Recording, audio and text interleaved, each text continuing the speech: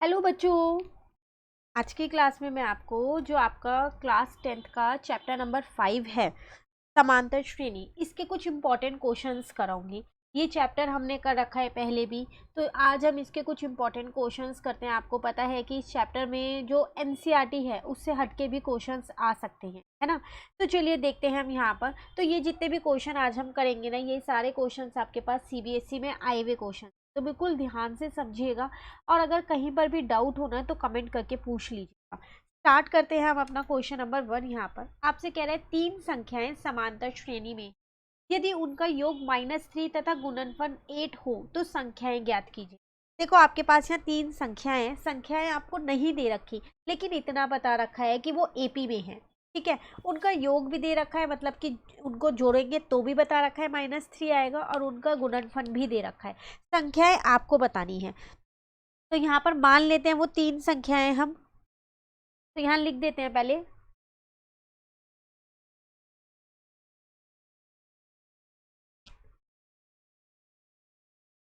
मान लीजिए कि जो संख्याएं हमको दे रखी हैं वो संख्याएं कौन कौन सी है वो हमने यहाँ पर मानी है। तो वो हमने मान ली, एक a माइनस डी मान ली, एक अपना a मान लिया, और एक क्या मान लिया, a प्लस डी मान लिया। ठीक है, अब आपको क्या दे रखा है, इनका योग दे रखा है, यही दे रखा है। तो इनका योग मतलब आपको a माइनस डी प्लस का a plus a plus D, ये आपको कितना दे रखा है, -3। यहाँ पर लिख देते हैं दिया है। ठीक है ना। तो अब देखो जो जिससे कट हो रहा है ना, कट कर दो, ये d से d कट हो गया, इसका मतलब यहाँ पर 3a इज इक्वल्स टू -3 दे रखा है। तो a का मतलब a का मान यहाँ से निकल के आ गया -1। ठीक है, एक और चीज दे रखी है, इनका गुणनफल, तो वो क्या है, a माइनस डी इंटू में a और इंटू में a प्लस डी, ये आपको कितना दे रखा है, 8। यहाँ पर भी लिख देते हैं, ये हमको क्या है, दिया है। ठीक है, अब इन दोनों में तो मैं सर्व समीका लगा सकती हूँ, कौन सी, a प्लस बी और a माइनस बी वाली। वो क्या होती है मेरे पास यहाँ पर, a स्क्वायर माइनस का b स्क्वायर। तो यहाँ पर आ जाएगा a स्क्वायर माइनस b की जगह d है तो d स्क्वायर, ये a ऐसी है यहाँ पर, इज इक्वल्स टू में 8। a का मान आप ऊपर निकाल चुके हो तो आप उसको लिख सकते हो यहाँ पर। तो यहाँ आ जाएगा -1 का स्क्वायर माइनस डी स्क्वायर, ऐसी है ये, और a की जगह यहाँ आ जाएगा -1। ठीक है, -1 का स्क्वायर तो 1 ही हो जाएगा ना, तो 1 माइनस का डी स्क्वायर हो गया यहाँ पर, और ये हो गया -1 इज इक्वल्स टू में 8। अब इसको आगे अगर हम हल करेंगे तो -1 को मैं अंदर इंटू कर सकती हूँ, तो वो हो जाएगा -1 प्लस का D square is equals to में 8। तो D square is equals to में 8 प्लस 1 कितना आ जाएगा, 9। तो डी के यहाँ पर दो मान निकल गए हैं, +-3, क्योंकि जैसे ही स्क्वायर हटा तो 9 पे रूट लगा, तो +-3 आ जाएगा। अब आपको तो यहाँ संख्याएं बतानी है ना, तो संख्याएं अब हम यहाँ पर बताएंगे कैसे, वो देखिए। तो डी दो है, एक +3 एक -3, तो पहले यहाँ लिखेंगे यदि डी आपके पास 3 हो, ठीक है, तो संख्याएं क्या क्या होंगी यहाँ पर, आपने क्या क्या मानी थी संख्याएं, एक a माना, a माइनस डी माना था, ठीक है, एक a माना था और एक a प्लस डी माना था, यही माना था ना। तो a तो आपका फिक्स है ना, -1 है, तो ये -1 प्लस -1 -3 आ जाएगा। एक सेकेंड,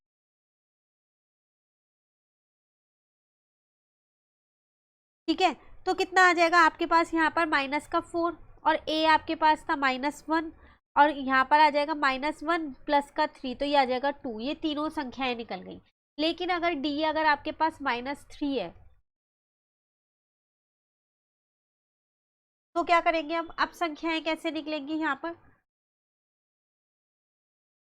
तो a माइनस डी था, a था आपके पास, और एक a प्लस डी था, तो -1 -3 हो जाएगा यहाँ पर, और ये वाला माइनस अंदर रहेगा, ये -1 ही रहेगा। यहाँ पर आपके पास -1 प्लस -3।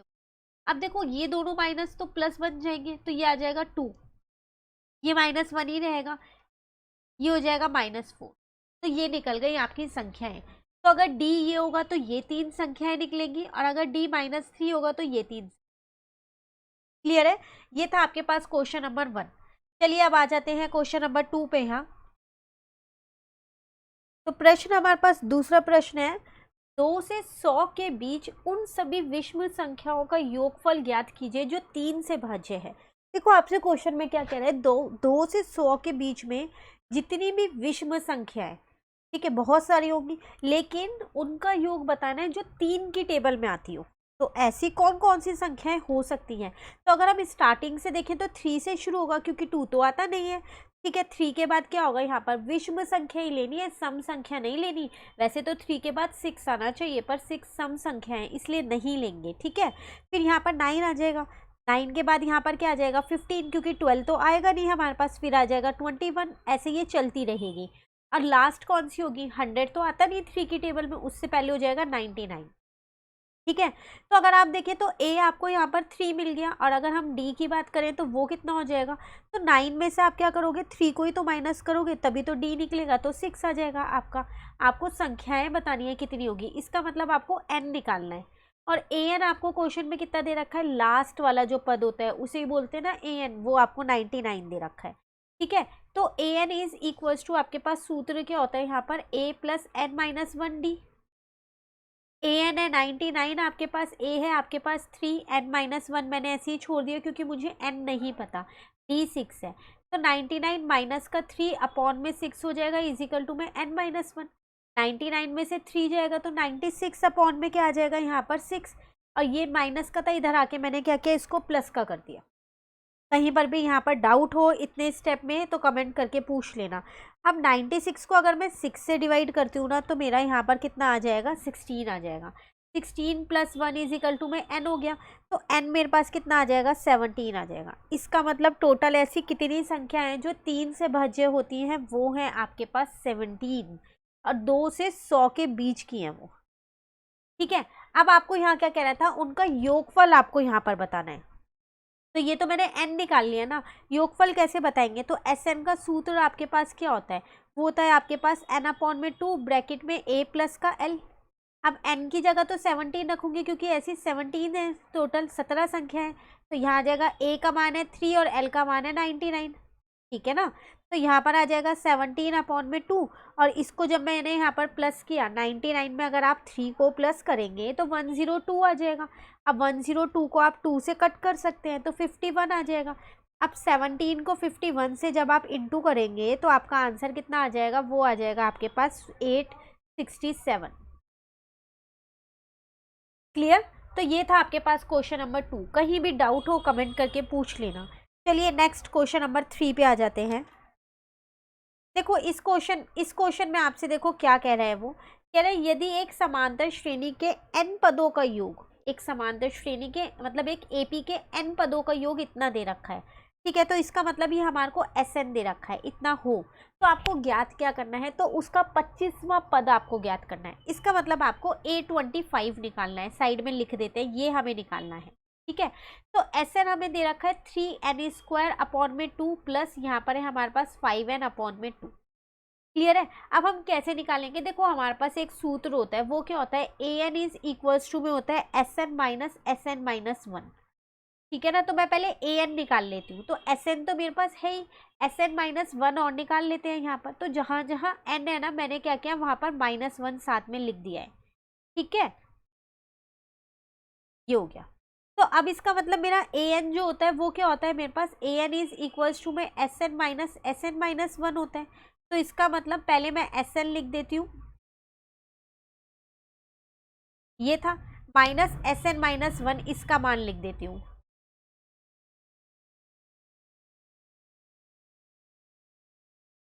ठीक है। अब अगर यहाँ पर देखें तो 3n² प्लस का अपॉन में 2 प्लस 5n अपॉन में 2 हो जाएगा, माइनस यहाँ पर आ जाएगा 3n माइनस 1 का होल स्क्वायर अपॉन में 2 plus minus minus 5n minus 1 upon में 2 हो गया।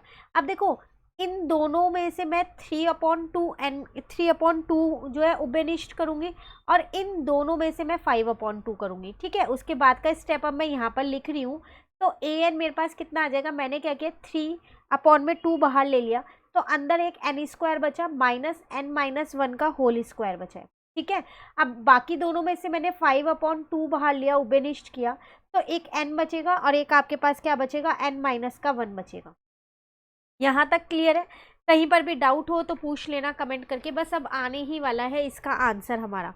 तो अब मैंने यहाँ पर देखा कि मेरा an कितना आ जाएगा, ये हो जाएगा 3/2 अब अंदर मैं क्या करती हूँ, सर्वसमी का लगा देती हूँ, तो वो क्या लगेगी, ए स्क्वायर प्लस का बी स्क्वायर माइनस का 2ab।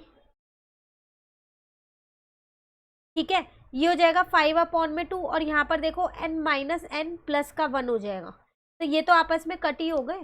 तो an आपके पास कितना आ गया, ये 3/2 ऐसी है, यहाँ पर आ जाएगा n स्क्वायर माइनस n/2। अब देखो बाहर माइनस है, अंदर सबका साइन चेंज,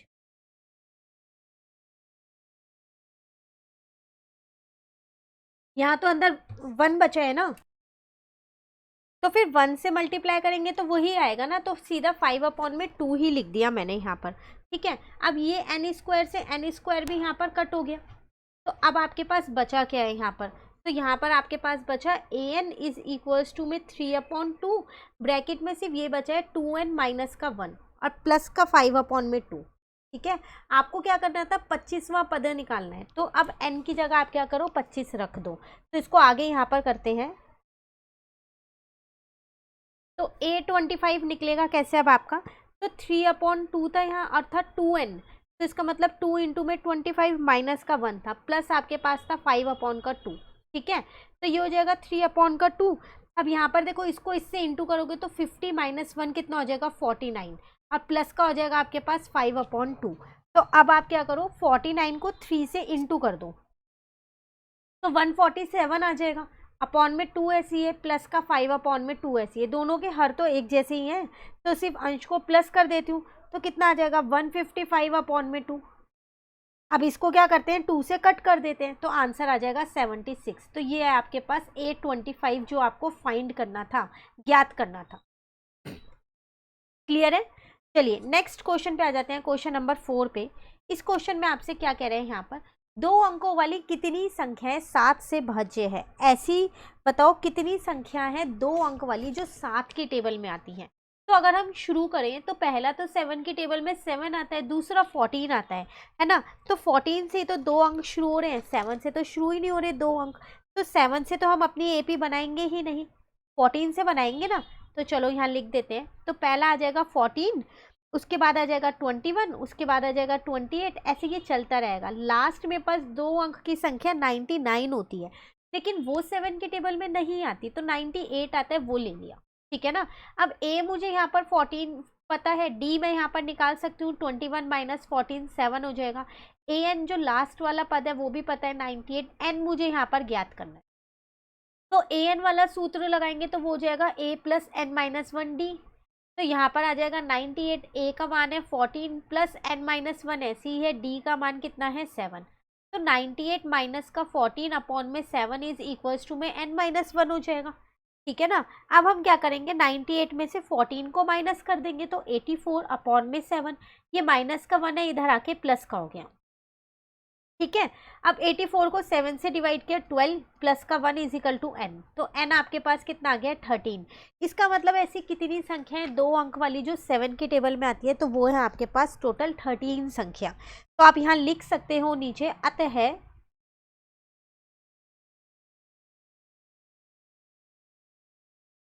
2 अंकों वाली 13 संख्याएं हैं।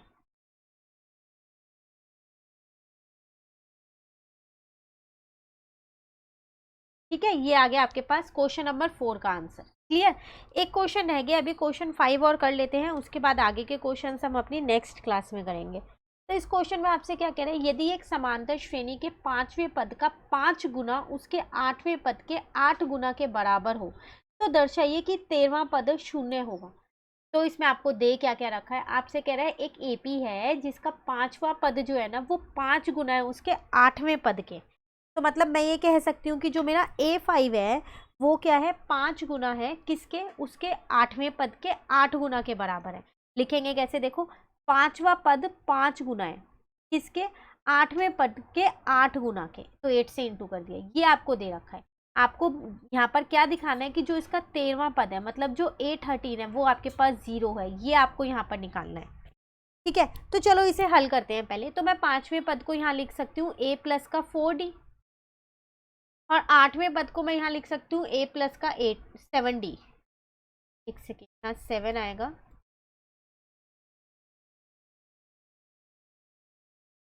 ठीक है। अब अगर अंदर इंटू करते हैं तो ये हो जाएगा 5a प्लस 4 5 जो 20d हो जाएगा। यहाँ पर आ जाएगा 8a प्लस यहाँ पर 8 7 जो कितना होता है 56, तो 56d हो जाएगा। ठीक है।